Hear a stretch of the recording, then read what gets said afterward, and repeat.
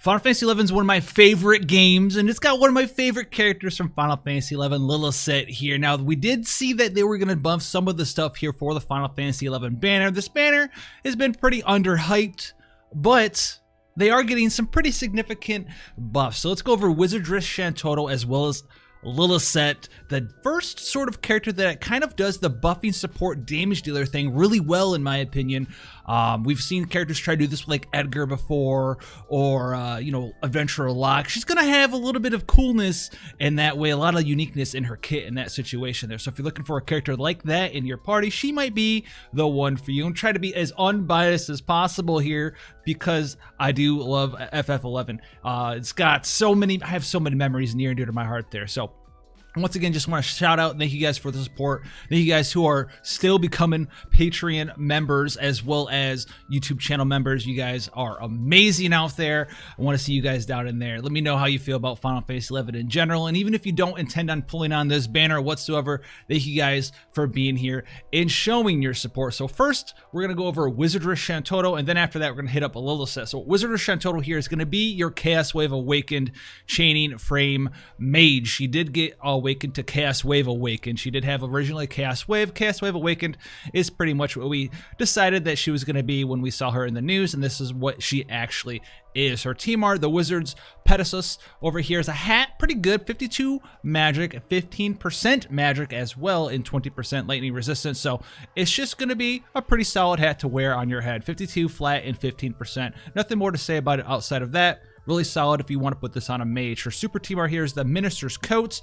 Alright, it's going to give you 85 magic, flat magic, very strong, 150 flat MP, and 10% MP refresh per turn. So very strong in that sense as well.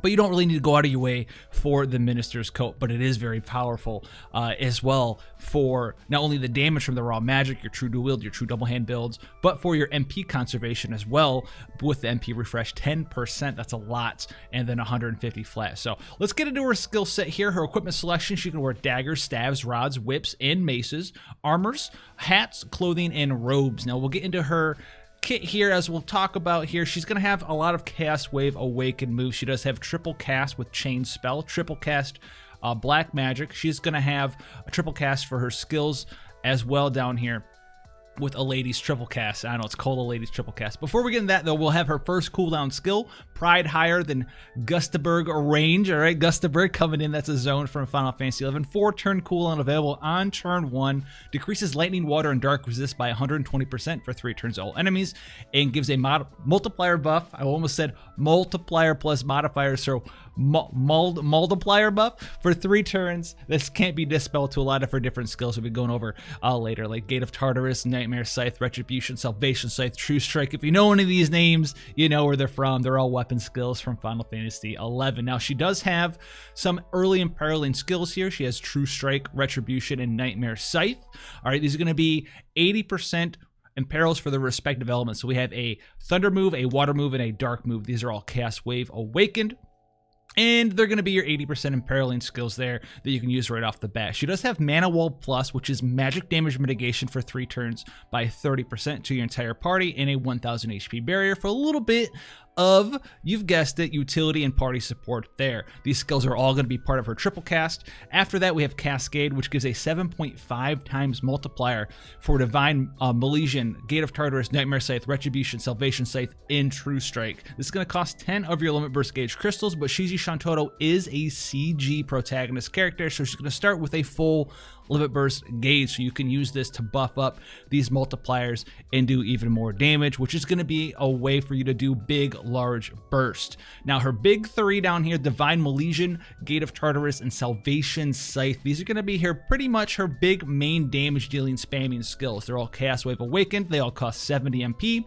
And there's 1 for each element here, and they all have little side effects. So Divine Milesian's lightning magic damage 22.5 multiplier, 60% defense and spirit break, and silence and disease to one enemy. Gate of Tartarus is the water version, 22.5 multiplier, 60% defense and spirit break, and it refreshes 300 MP split over 3 turns to the caster. So it can give you 100 MP per turn for the next 3 turns if you decide to use that one. Salvation Scythe is the dark version, 22.5 multiplier, 60% defense and spirit break, and poison and paralysis to one enemy there. So very, very strong skills. A lot of the time you're going to go with the water one if you want that MP, because of the silence, disease, the poison, the paralysis, that doesn't matter at all on a lot of bosses there, because things are just pretty much immune to everything, unless there's like a weird sort of thing like with a Sir, we need a blind on a certain turn. Bosses are just immune to everything at endgame for status ailments in Final Fantasy Brave Exvius. Now at 6-star level 100, she does get triple cast, so she's going to have her main damage dealing skills at as a 6-star. If you're new to the game, you get her, you're going to be able to use her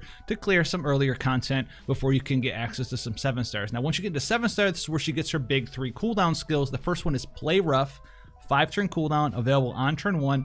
250% magic buff for 5 turns. She's gonna be immune to magic break for 4 turns. She gets a 70% limit burst damage buff for 5 turns to the caster, and this cannot be dispelled. And her limit burst does actually hit pretty hard. And she's also gonna get 600 MP over 4 turns to the caster as well. This is also a part of her triple cast. There's nothing that she cannot triple cast out of her base skills here. Mana Well here's a 10-turn cooldown, available on turn 1. It is actually pretty significant. It restores 100% MP to any ally of your choice, so you can restore her own MP. She does have a lot of MP refresh though, so maybe you don't need to use that. You can restore it to someone else, your healer, another support, maybe someone MP hungry like Kryla, give her all of her MP back. It's something that you can do there as part of her supportive aspect, or you can use it on herself. Now we also have her big burst setup skill, Subtle Sorcery, 10-turn cooldown, available on turn 1. It's going to give her first and foremost 3 stacks of Mirage for 5 turns to the caster. This is going to help keep her safe, right? Mages are pretty squishy. She's going to have 3 personal stacks of Mirage. After that, she's going to get these multiplier buffs that last a single turn. So the turn after that, she can get a 4.0 mod buff to all of her damage dealing skills. The turn after that, she's going to get a 7.0 mod buff for her turn. And then the turn after that, she's going to get a 10.0 mod buff. So you're going to cast Subtle Sorcery, and then you're going to get these gradual increases to damage. On the 3rd turn afterwards, you're going to get this nice big 10 times multiplier, and you're going to do a bunch of damage on that turn. Now then, after that, this is sort of on cooldown for a long time. 10 turns is a long time. So think of it sort of like, reminds me sort of like Operative Xyrus's big Magnus ability, where he gets a big cooldown mod increase to a bunch of his skills, but he can't use that ever again. Where 10-turn cooldown, that is a long time. A lot of you guys are going to be able to beat fights before the 10 turns ever come back up again. So this is almost sort of like that Magnus sort of ability, where she's going to like subtly, as Subtle Sorcery implies here, give these stacking, not stacking multipliers, but it gradually increasing multiplier bonuses. And then on that 3rd turn, we get that big 10.0 mod. If you have that combined with, what is it up here? Not Pride higher than Gustaberg is a 3.01, and then Cascade is a 7.5. So the 7.5 for 3 turns, Pride higher than Gustaberg, as well as 3.0 for 3 turns. So you can get Pride higher than Gustaberg, Cascade, and then Subtle Sorcery. If you get all those up at the same time, you're going to have 20.0 mod increase to all of her stuff. This is going to raise her damage to 42-ish. I think it might be 42.5 Exacxes, 42.5 increase to her multipliers right then and there. That's going to be your big burst damage with your triple cast unlocked, all that good stuff. So keep that in mind. That's very, very strong when it comes to dealing damage. Now, let's go down to her passives. Let's sort them to see what she has access to. Defensive Spirit, 30%, HP, 20%, Magic, 100%, another 50% Magic, 50% MP, so 150% Magic, 180% Magic, 210% Magic is 210% passive Magic. And then she's going to have 100% plus 60, plus 65, so what is this, 225% true double hand magic there for you. So very easy to cap out on the true double hand magic. She doesn't have any true dual wield magic though, so she's very much wanting you to true double hand magic her, which is going to be pretty easy, right? If you have just anything that gives 75% TDH magic, you're going to be at that 300% cap right there. Now, if you want to use her as a true dual wield mage, you're going to need pretty much all of the True Dual Wield TMRs and pretty much True Dual Wield Magic and Super TMRs. True Dual Wield Super TMRs in the game to even try to do that, because she has none in her base kit there. So that's going to be a significant downside there. Now, she also gets multiplier increases to a lot of her damage dealing skills of 3.0. So you can get those multipliers up to, 45 times multiplier with all those multipliers stacked. She has some camouflage, resistant to dark by 50%. She's immune to charm, confusion, paralysis, petrification, and silence.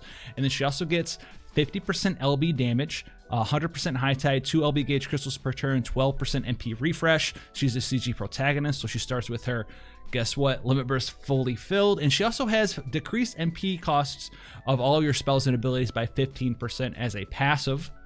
And then if you look at her 7-star trust ability here, if you have her TMR or Super TMR equipped, which are both very, very strong, so there's no reason to not have this ability procced, she gets 50% MP, 50% magic, 50% high tide, and 30% limit burst damage. And talking about that limit burst, let's get in here. Oh, she also has like the different Faraga, Blizzaga, Thundagas. You're not going to cast these, they're not that good. But anyway, down here we have Colossal Shantotto 2.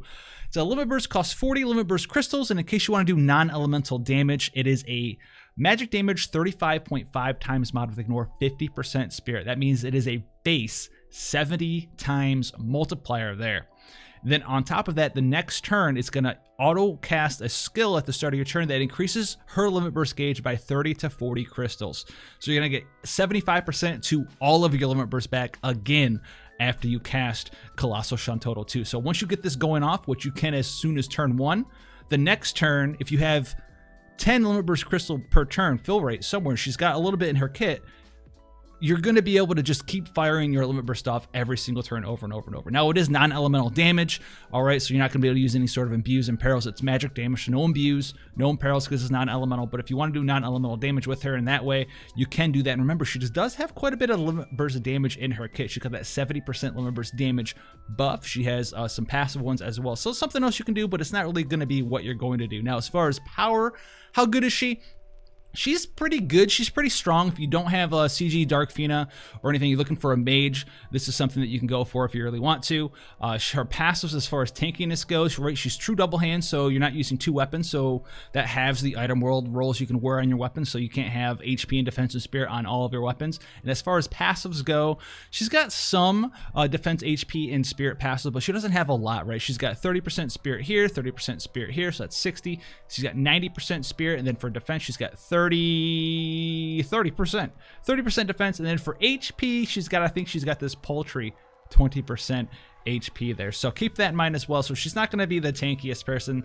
Most mages aren't, but she's going to be even less tanky than usual because of the fact that you're trying to, most of you out there, true double hand her instead. Now, as far as damage goes, especially when looking at something like Dark Vision, she's single target on her damage dealing skills, which is going to allow you to get the most out of doing big burst damage to Dark Vision. She also has that big burst, 40 something times multipliers ramped up there. But once this subtle sorcery is gone, if you haven't killed the boss by then, once this buff is gone, you're really only going to be capping out at like up to 30 something times mods. And if you don't have those multiplier increases from Pride higher than Gustaberg, if you don't have the multiplier increases from Cascade, which you're definitely going to want to have up, then she's going to only be down at a 22.5 times multiplier. And on top of that, she's only triple casting, guys. So she's not quad casting, right? Like CG Dark Fina, where she can quad cast, 30 something times multipliers, higher side of 30 times multiplier. She's triple casting, and then she kind of falls off after that. You have to wait for subtle sorcery to come back up to do that big burst damage. But for big burst damage, she's going to be pretty powerful at it, actually, especially with these global buffs.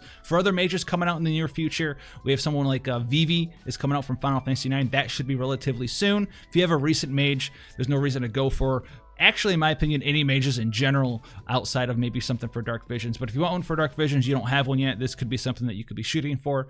Outside of that, I wouldn't worry about getting Wizardress Shantotto, although she is strong. She's not necessary. Now, the other character here, LIlisette, I'm gonna try so hard to be as unbiased as possible. Let's get in here. She's going to be a very unique character. I may or may not end up trying to go for her. Maybe just a little bit of luck we can get her, but I want to try to use her. She's cool. Her animations are awesome. And as you can see, she's like a damage dealing buffing debuffer And she did actually get a lot of help with her global buff. She actually can do pretty sizable damage. She's gotten quite a lot of buffs to her damage dealing skills compared to JP, where she didn't really do all that much. So let's get in here.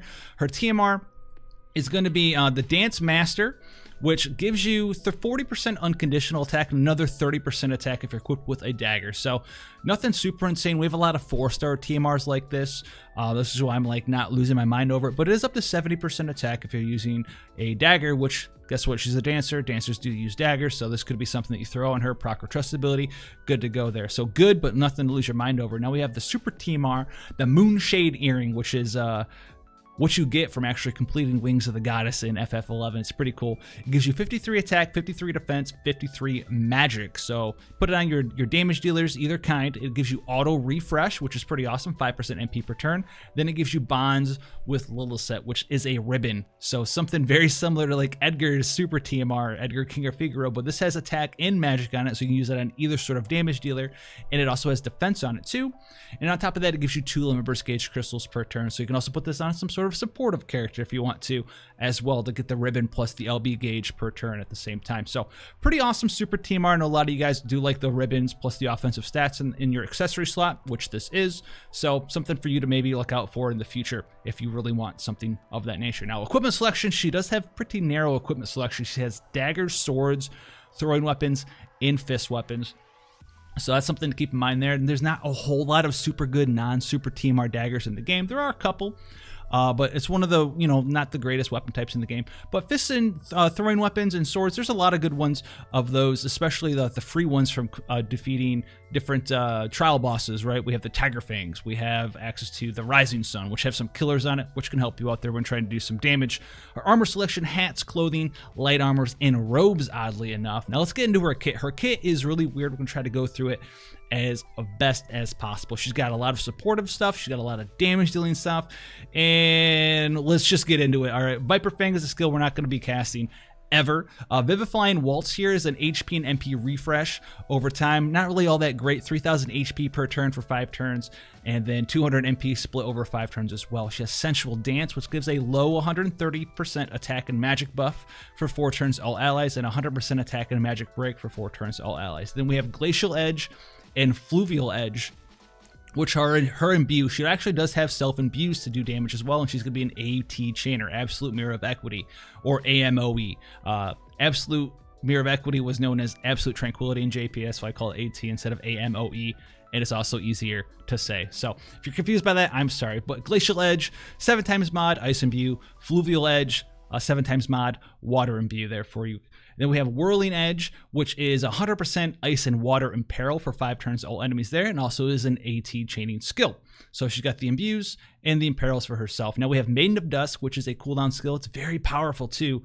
It's a 10 turn cooldown though, so it's nothing you can do all the time, but is extremely powerful. It removes all debuffs from all allies. All debuffs from all allies. Okay, so this is like sort of like a Myra thing, right? Imperil's gone, all that negative stuff gone. Cures all status ailments to all allies as well. Puts a 40% damage mitigation buff on your entire party for 3 turns, and gives a 5,000 HP barrier. So if you're in a really very tough situation, this is going to get you out of it, get that damage mitigation up, get that HP barrier up, remove all that bad stuff, and you're going to be good to go. Now it's a 10 turn cooldown, so you can't use it all the time, but it's going to have it's going to be something you have in your back pocket, which could be pretty cool.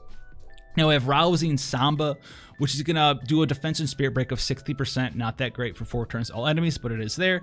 It also makes your party immune to defense and spirit break by 100% for 4 turns to all allies as well. So she does have attack, magic, defense, and spirit break immunity. If you don't have that in your party, that's something that she can cover for you. Dancing Edge is going to be her main damage dealing skill, and even though it doesn't look that strong, it actually gets up to like a 31 times multiplier. This is a physical damage 10 times mod, but it has a guaranteed critical hit. Most skills cannot critical hit.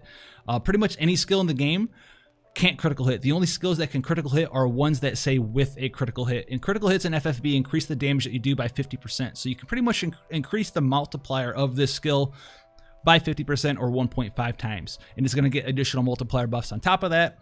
So we'll get into that at the very end. This is actually going to be a pretty strong damage dealing skill. She's going to be doing damage equivalent to a lot of the damage dealers that we have now mod-wise. We're like, 30-something times mod. And she's actually just a support character too, and she does get triple cast for this as well. So let's get into that. And then also, we have Thorn Stance here, mitigates physical damage by 30% for 4 turns to all allies, which is very good on its own. 30% physical damage mitigation, awesome. It also enables 4 different skills to her as well for 1 use, not for 1 turn, but for 1 use. So you can use Thorn Stance. You'll have each of these skills that you can pick from for the rest of the fight until you use that skill 1 time. So she gets, this technique has no blind spots. How about a waltz with me? Get distracted and you'll get hurt and I'll beat you down. All right, these skill names are great. She has Haste Samba, which gives 8 limit burst gauge crystals to all allies, and it makes all allies immune to stop for 3 turns. Striking Flourish gives her dual cast, and as you can see, every single one of her skills is a part of that dual cast. Then as we enter 7-star here, we have her 2 cooldown skills. All right, so the first one is Trance, which is the 2-hour skill right out of FF11 for dancers. It fully heals LIlisette. It gives her a 200% attack, defense, magic, and spirit buff for 6 turns to the caster. It gives her 300% high tide, and it unlocks Ternary Flourish for 5 turns to herself, which is her triple cast skill. So a very solid, it is really weird that she gets a 200% all stat buff for herself for 6 turns, but she's got a lot of weird passes we need to go over too. So keep that in mind, and 300% high tide buff. Now, the final cooldown skill here is Pyrrhic Kleos, which is a skill that does an immense amount of damage here. But you can't use it until turn 7. It's a 7-turn cooldown available on turn 7. It's an AT chaining frame skill. The first 7 hits are a 7.5 times mod with ignore 50% defense, and the final hit there is a 23 times mod, ignore 50% defense. So that's going to be a 15 times mod for the first 7 and a 46 times mod for that final hit, which should be, I think, a 61 times multiplier. So if you're looking to end a fight, Pyrrhic Kleos, get in there, boom.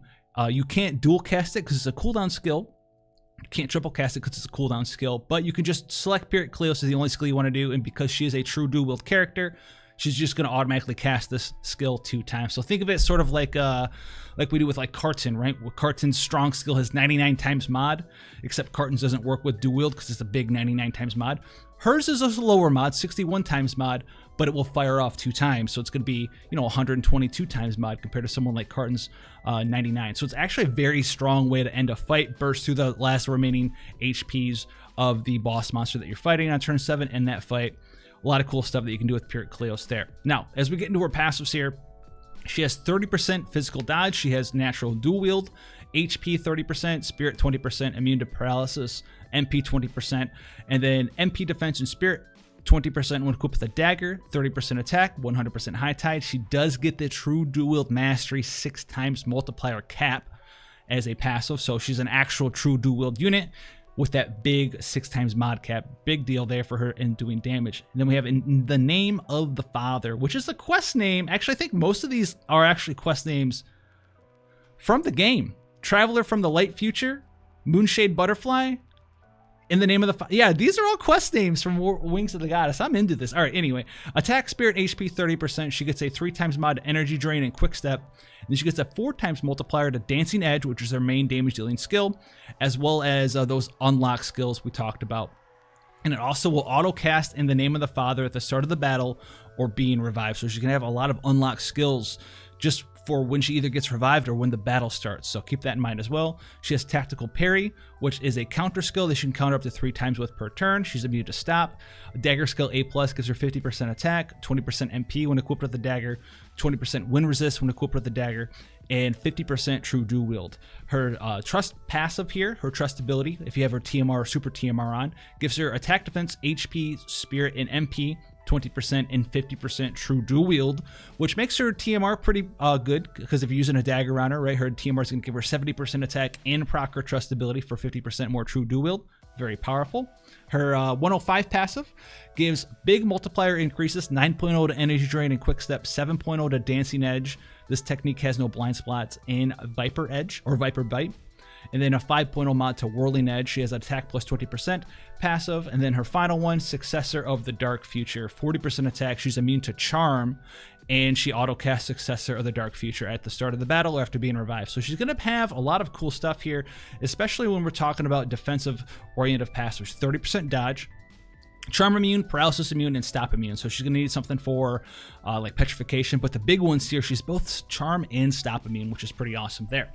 Now let's get into her conditional stuff. So In the Name of the Father is an auto cast skill. At the start of the fight, whenever she's revived or the fight starts, she gets a self 180% attack, defense, magic, and spirit buff for 4 turns. And then the next turn, she's going to give your entire party a 180% attack, defense, magic, and spirit buff for 3 turns. So that's pretty cool there. Or maybe, you know, she dies, or, you know, you're recovering from something in the middle of a fight, and she gets up, and then the next turn, boom, you're going to have a 180% all stat buff on your entire party without her really needing to do anything. You don't get it the turn she gets up, you'll get it the turn afterwards. So keep that in mind there. A little bit of a cool thing. Maybe it allows you to run like someone else who buffs a little bit less in your party, but it's something that to think about in your party there. Nothing super crazy because you can't just do it, but it's for a free thing that happens. It's pretty interesting, pretty unique, but at the end of the day, you're going to kind of have to work for it, right? Maybe if you use like Mastermind Zahn or something in your party, it's just a buff for him to copy right away on turn 1, spread that buff to your whole party, and then it gets extended again the turn after that. So Tactical Parry is her counter. She gets 2 to 4 Limit Burst Gauge crystals, so this allows her to get 6 to 12 off counters per turn. Then her 4 unlocked skills. This technique has no blind spots. Is going to be primarily a 120% ice and water imperil for 5 turns to all enemies there, and it's going to do a little bit of damage there. 6.0 mod with a guaranteed crit hit there. So that does also get a little bit of mod buff from her passives. Keep that in mind. 7.0 here and 4.0 here, so 11.0 mod increase, 17.0 mod right there before the critical hit, and the critical hit is going to increase it by another 5, 6, 7, 8. 8 is like a 25-ish times mod, but it's primarily there for the ice and water imperil. We have How About a Waltz With Me, which restores 30% HP and MP to all of your party members, and then gives a 20,000 HP and a 400 MP refresh for 4 turns. That's a 5,000 HP refresh, which is actually pretty high on top of the actual heal of 30% HP and MP. We have Get Distracted, you'll get hurt, 170% attack and magic buff for your entire party with magic break resistance and attack break resistance, as well as filling 15 limit burst gauge crystals to all allies. Then we have I'll Beat You Down, which is a 70% defense and spirit break for 4 turns to all enemies. Makes your party immune to defense and spirit break, and is a 300% high tide buff for 4 turns to your whole party. Now her other 2 skills, from Successor of the Dark Future, you get Energy Drain for 1 cast and Quick Step for 1 cast. These skills are actually pretty powerful, and they're also weird. So Successor of the Dark Future, when the fight starts or she gets revived, you have access to Energy Drain and Quick Step for 1 use. Not for 1 turn, but for 1 use. And Energy Drain is an 18 times mod with a guaranteed crit hit to 1 enemy, Absolute Mirror of Equity chaining frame, and it removes all buffs from 1 enemy. Not all status things, all buffs, right? Not buffs and debuffs, just buffs. So that's really cool there. You can dispel buffs when you want to, 1 time, and it does a lot of damage. The other one is Quick Step, which is a 6 times mod, guaranteed crit hit to all enemies, and it's a 70% attack, defense, magic, and spirit break for 3 turns to all enemies as well, and it's also the Absolute Mirror of Equity chaining frame family. So the only way for you to get access to these 2 skills again is to have her die in the fight. Whether you do that on purpose or whatever, who knows? You don't really need to do that. It's sort of like Magnus abilities with 1 turn each, right? If you think of them more like a Magnus skill, they're really underwhelming Magnus skills in some situations, but the ability to remove all buffs from an enemy and not their debuffs is actually pretty insane. The attack, defense, magic, and spirit break thing, this is her only way to break somebody. Her limit burst doesn't break either. So she's not really like a breaker character. She's like this weird, almost sort of like Sylvie-esque character where she can do a lot of things, but not all of them at the same time. And she does offer a lot of damage for your party as well. But her limit burst here is going to be the Dancer's Fury, 27 limit burst gauge crystals. This is an 8-hit skill. It's a 23.25 times multiplier with a guaranteed critical hit to 1 enemy. And then at the start of your next turn, she's going to increase the limit burst gauge of your entire party by 20 limit burst gauge crystals. So that's a lot of LB fill.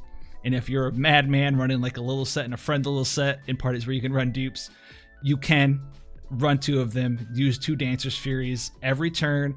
They'll each cast 20 limit burst gauge crystal fill because it's to all allies. It's not all allies except for yourself. It's all allies. You'll get 40 limit burst gauge crystals to your entire party every turn, which allows you to limit burst again and just keep doing that over and over and over and over. Sadly, though, 2 of these don't really chain very well together. The chaining frame's kind of upsetting, so it's more of a meme thing to do. But it's something that you can do if you really want to give 40 limit burst gauge crystals to your entire party over and over.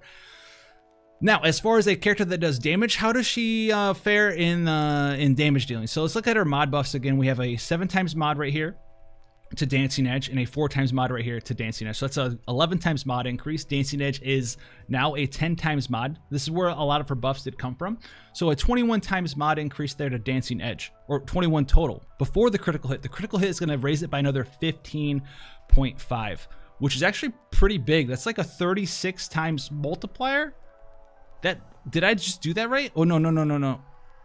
No, it's not 36, it's like 31. I think I said 31. So 10 plus 11, hello, is 21, and then half of that, all right, half of 21 is 10.5. So yeah. So 30 something times multiplier there. Pretty powerful.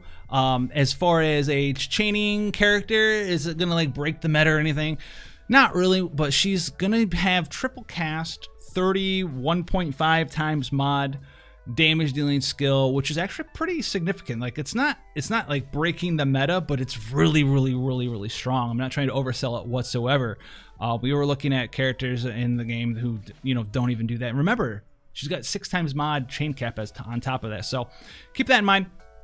She's going to do significant damage, and she's not really even your main damage dealer. She has all these really weird supportive options for you to do there on top of that. Now, the energy drain and quick step, I kind of wish a little bit of her stuff was different.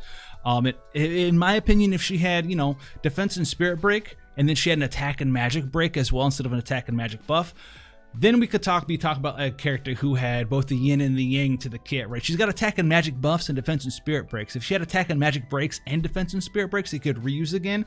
That'd be super awesome here, but she doesn't really have that.